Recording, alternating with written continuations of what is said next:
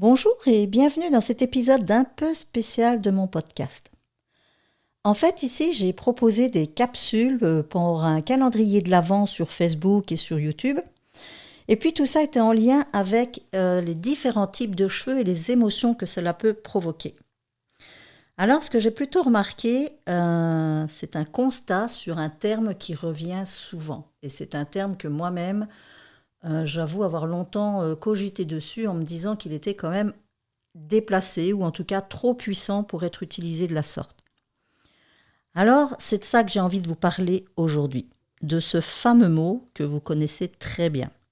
Un mot que, si vous êtes comme moi, vous l'avez certainement déjà utilisé régulièrement sans même y penser, tellement que il fait partie pratiquement de notre vocabulaire. Et ce mot, c'est la culpabilité. Alors vous l'avez peut-être déjà prononcé ce matin, hier ou même juste avant de lancer cet épisode. Vous vous êtes peut-être dit « je me sens coupable », coupable de ne pas en faire assez, coupable de trop penser aux autres, coupable de vouloir faire autre chose, ainsi de suite. Et si aujourd'hui, on regardait ce mot autrement ? Ensemble, j'ai envie qu'on essaye de comprendre pourquoi il s'invite si souvent dans nos pensées. Comment est-ce qu'on pourrait s'en libérer ? Prenez un peu un moment pour vous. Ceci est une conversation de cœur à cœur que je vous propose. Ça vous intéresse ? Suivez-moi. Le cheveu fil de l'âme, le podcast qui tisse des liens entre vos cheveux et vos émotions.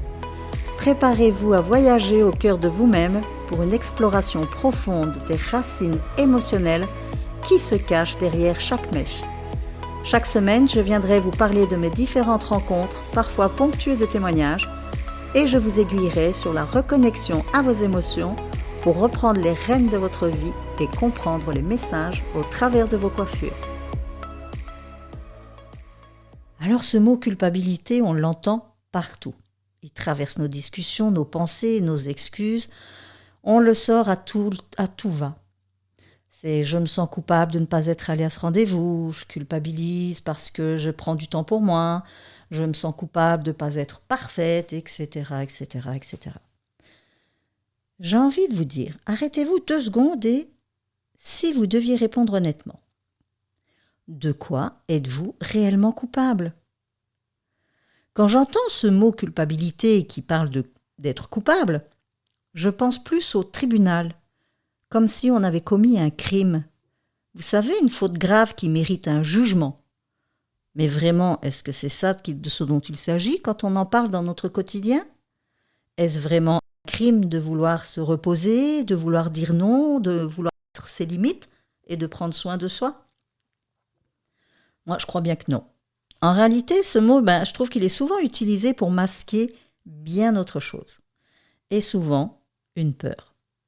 Ou bien une tension. C'est un conflit, franchement, parce que entre ce que l'on veut pour soi et ce que l'on pense devoir aux autres, entre les deux, on va se juger pour des choses qui ne devraient même pas être jugées. Alors, plus on utilise ce mot, plus on agit comme une épine dans le cœur.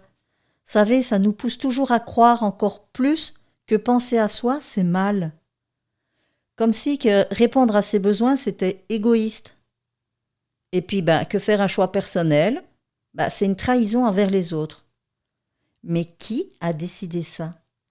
Qui a décidé qu'on devait porter ce poids ? Alors moi, j'ai envie de vous proposer une autre approche. La prochaine fois que ce mot va surgir dans votre esprit, arrêtez et posez-vous cette question. De quoi suis-je coupable ?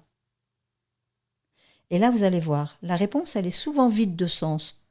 Parce qu'effectivement, vous allez vous rendre compte que être coupable de quelque chose, le mot, il est quand même fort, il n'est pas anodin. Et lorsque j'entends de la culpabilité à tout va, et moi la première, combien de fois je l'ai utilisé ce terme, et à chaque fois je me dis, mais mince, qu'ai-je fait de si mal à part avoir eu envie de mettre mes limites, me respecter, peut-être faire passer mes besoins avant ceux des autres. Alors est-ce la société, est-ce un système qui veut que systématiquement on se sente coupable ? Alors, au lieu de dire « je me sens coupable », essayez d'autres mots plus doux, qui sonneront même plus vrais. Par exemple, Je ressens une tension entre ce que je veux et ce que on attend de moi. Je suis en train d'apprendre à m'écouter. Ou encore, je ressens une émotion qui m'invite à réfléchir. Vous voyez, ces mots-là, ils ne sont pas jugeants. Ils ouvrent plutôt un espace de compréhension, d'accueil, et ils transforment la douleur en apprentissage. Parce qu'au fond, la culpabilité, c'est pas besoin d'être un boulet qu'on ait à traîner. Au contraire, ça pourrait être une porte, comme une invitation à mieux se connaître et à mieux s'aimer. Alors je sais que ce chemin, il n'est pas toujours facile, et puis déposer ce mot, c'est comme une habitude. Et ça demande du courage de faire autrement. Alors moi, je vous le dis, ça en vaut la peine.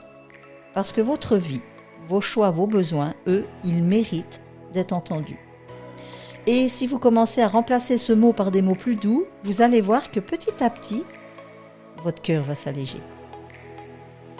Alors, merci d'avoir pris ce moment avec moi. Moi, le message, j'espère qu'il vous a parlé. Et que si vous sentez qu'il peut toucher quelqu'un d'autre autour de vous, n'hésitez pas à le partager.